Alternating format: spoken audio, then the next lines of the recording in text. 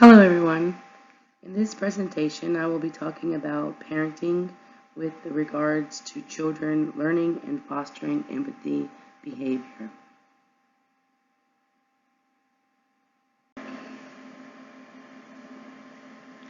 On the first slide we talk about what is empathy. It's a complex phenomena which involves component skills that can be taught and practiced throughout your lifespan. Um, Parents can teach and practice empathy with their children starting in infancy and throughout their life. A few aspects of empathy is self-awareness, which is being able to be aware of different aspects of the self, like traits, behaviors, and feelings. Another one is perspective taking, is the process in which an individual views a situation from another's point of view. It's important for parents to teach children to understand things from other people's perspective.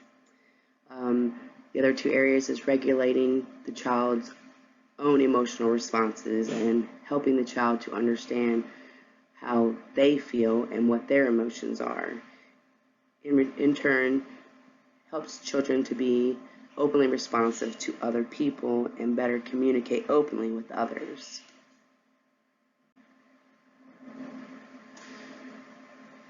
Research has shown the effects of empathy can increase interactions with people in their relationships, whether it be your workplace, your children, your husband, your family members, friends, or even those you just happen to be acquaintance with. It also increases communication, creates emotional links, and helps build trust in relationships. And not only, does those things, but also helps build pro-social behavior, like can help with conflict, children in school with bullying, being made fun of, in areas like that. It helps us understand other people's emotions as well, which is needed for children to understand how to deal with their surroundings and their own emotions and conflict they might have in school and in society. Numerous research studies have shown that empathetic parents are important for the development of children's psychosocial and psychological outcomes. Parents that show empathy help children regulate and master control over their own emotions, which in turn, they have better social emotional skills for dealing with their own lives and others. Also, studies have shown children have less depression, less aggression, and have a higher self-esteem, which actually equals out to have a greater psychological well-being in the end. These are important skills that children need to know to be able to function in society with people of different types of characteristics or people that are different than them.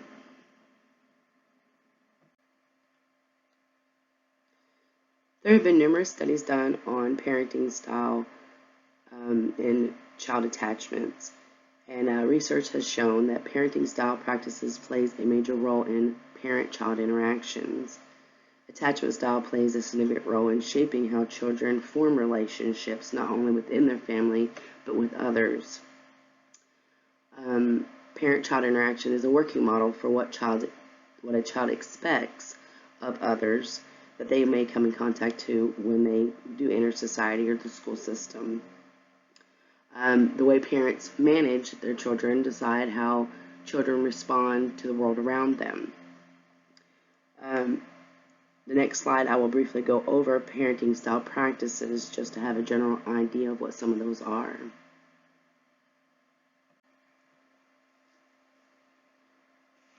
There are four parenting style practices. The first one is authoritative parenting. Is the gold standard for parenting. It's the better choice. Authoritative parents encourage their children to be independent, but also set limits and boundaries. Authoritarian parenting is characterized by an adherence to rules, a dominating style, and a great deal of control. And uninvolved parenting is characterized by indulgent parents who provide a great deal of warmth and interaction, but they have few rules or constraints. Permissive parenting is when parents simply don't engage much in the parenting role and can be neglective parents. They really don't care one way or the other what the child does. This is not very good for the child because then they have no They don't learn self-control. They don't learn limits.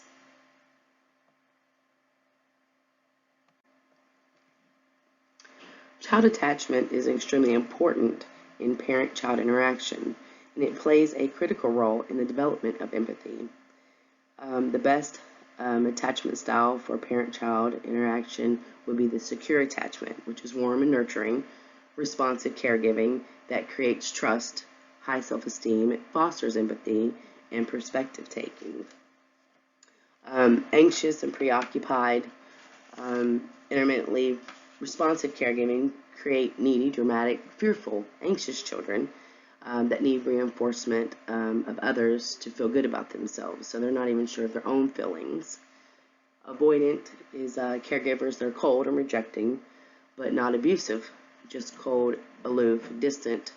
They create distant children who are afraid of establishing relationships. This also, the children have a lower self-esteem and aren't aware of their own feelings, so they are able to help others or notice others' feelings. Disorganized attachment is where caregivers create fear and reassurance. Most of them often have suffered loss or trauma in some way, and the child also suffers from the disorganized attachment. Here are some parenting practices and child outcomes. Authoritative parenting, of course, is the better outcome for children. It's the most positive outcome. These parents are high in control, high in warmth. They have positive parent-child interactions. They can teach children to regulate their own behavior, which makes them feel good about themselves. The children have higher self-esteem. When children learn to understand and control their own emotions, this allows them to be more openly responsive to others. Therefore, it does foster empathy starting at a younger age. Authoritarian parenting are parents that are heavy in control, low in warmth.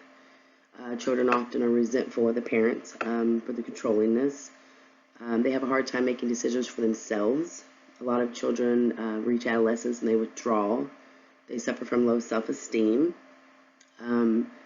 Children with dominant personalities end up making bad decisions, and submissive personalities become dependent on the parents. When children cannot make their own decisions, they have a hard time seeing others' point of view.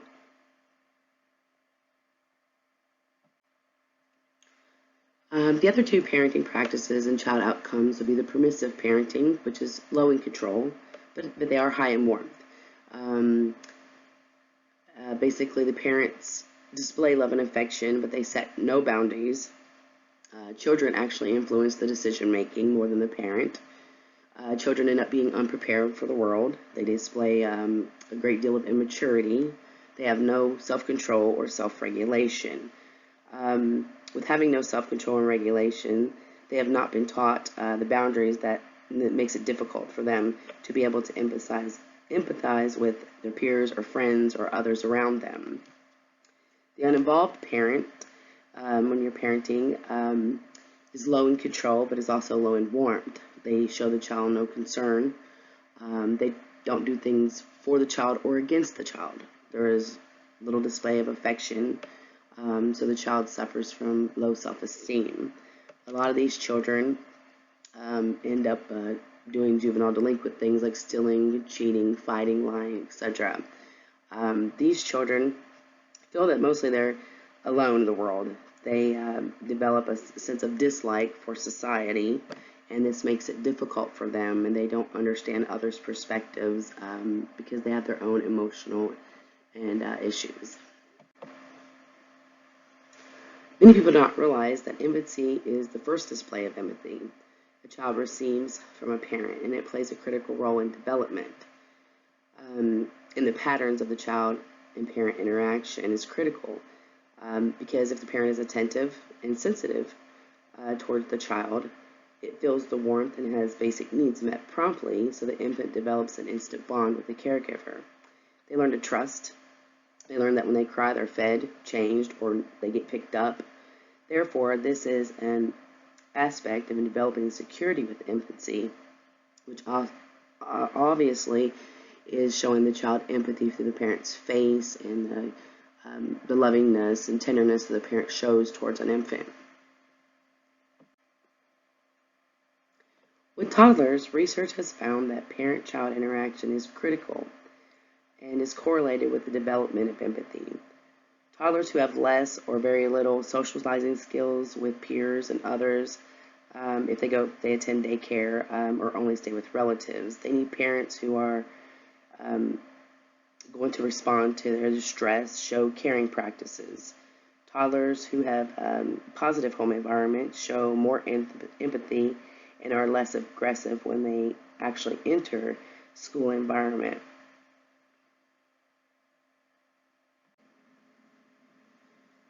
Childhood in the elementary age can be an extremely confusing time for children.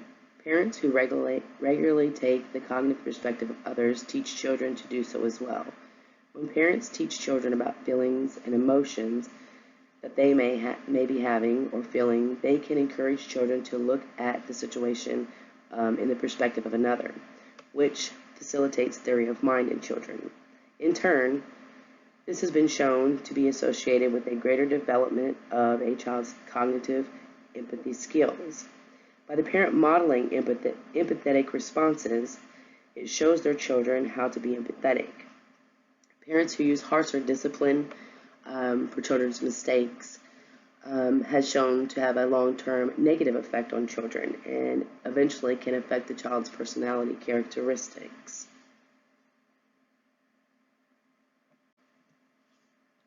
Early adolescence can be classified between ages between 10 and 14, and it can be an extremely difficult time for most children. Parenting styles and practices are important in this age because a parent's responsiveness, whether positive or negative, will play a part in a child may respond to other children or those around them. If a parent shows empathy on a regular basis, this is what the adolescent will perceive as to what they were supposed to do as well, when dealing with other people and interactions with peers, friends, and what they're supposed to be learning in society. Heavy parent control, like I said earlier, makes children, resentful. But if a parent sets rules and regulations and teaches child to be responsive and teaches the child how to positively interact, then makes early adolescence a little easier. Late adolescence is basically between the ages of 15 and 18. They're not necessarily a child, but they're not fully mentally adults at this point. They go through a lot of varied emotions of ups and downs. A time when this is a time when empathy really tends to really increase. They have a better understanding of mutual perspective taking. They actually realize that others can take their perspective as well. In late adolescence, they go through a lot of neurological changes and mature in many different ways. They also look at the perception of parents' empathy towards them, and they look at the perception of their parents' empathy towards other people. The parent-child relationship is crucial because this is an important time where adolescents are learning skills to be able to get out into the world and be a productive adult in society themselves.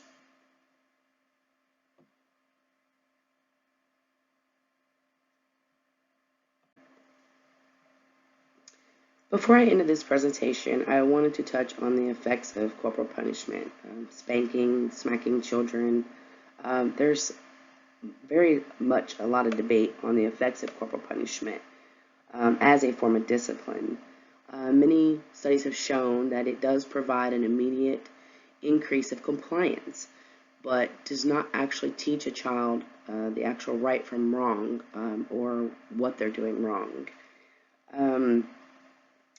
Another area is studies have shown that negative parenting-child relationship has a big issue to do with whether a child is compliant or not compliant. Spanking, smacking, Those type of things have been shown to increase child aggression, and actually children develop antisocial behavior. Some develop behavioral problems. This kind of discipline causes low self-esteem.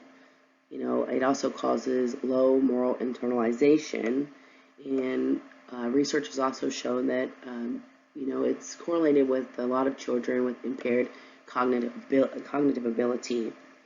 Of course, there's more research is needed in this area, but considering the negative outcomes that spanking and smacking and these type of things can cause children, this is probably not real wise to use as a discipline.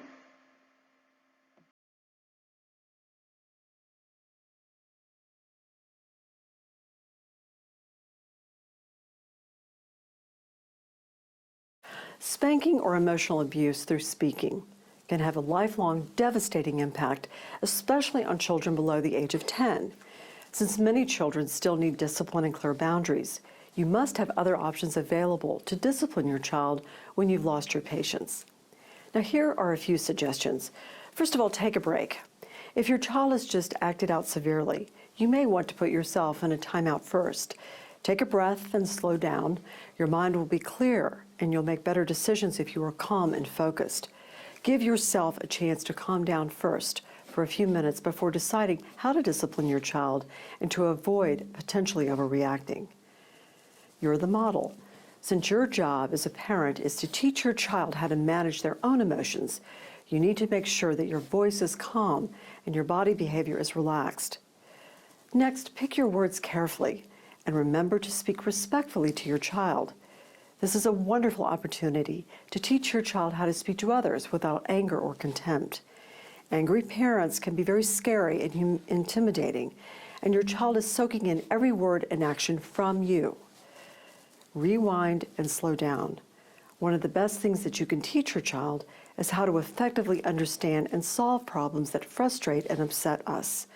A wonderful way to teach them how to understand what happened is to walk back through the events and explain why they are being disciplined. There are more effective ways to teach and discipline your child than spanking or yelling.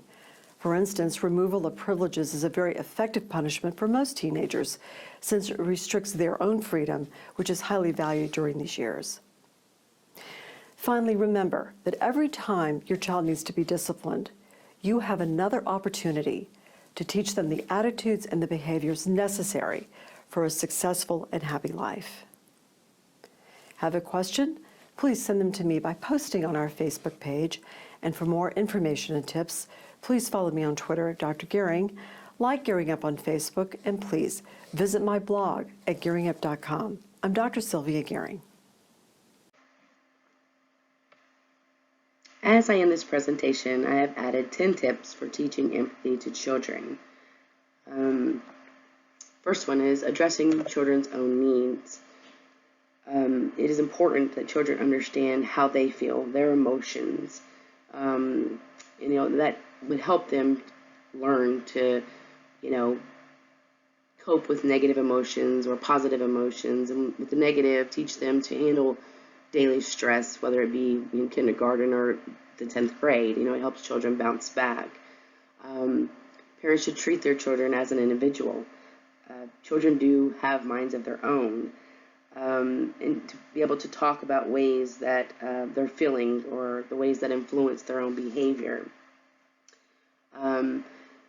Model empathy behavior. If a child sees you, modeling it, they're going to, pick up on what you're doing and be able to follow what their parents do. We are the models for children. Another one is help kids see how they're similar with other children. This also helps, if they can actually see the situation and they can point out how they might be the same as this child or how they might feel the same if that that situation happened to them. They see what they have in common. Teach children self-control, whether they're angry or they're upset, their feelings are hurt. These are all normal emotions not only children but adults have, and if they can learn to control their own and understand how they feel, then they are better to be able to empathize with others. Um, Help children explore the perspective of others. Make little things teaching moments, whether it was somebody that got their feelings hurt at the park or somebody didn't want to play with them on the playground at school. Try to find those teaching moments to teach them about other people's perspectives. Also help them develop an internal sense of right and wrong. Uh, that's a basic of, if you don't want to share your toys, it's not very correct. You must share. Or snatching a toy out of somebody's hand is wrong. So we teach them the basics, senses of right and wrong. And number 10, always try to inspire good feelings. Make your children feel good about themselves, and they will in turn feel good about others. And I hope you all enjoy my presentation and have a great day.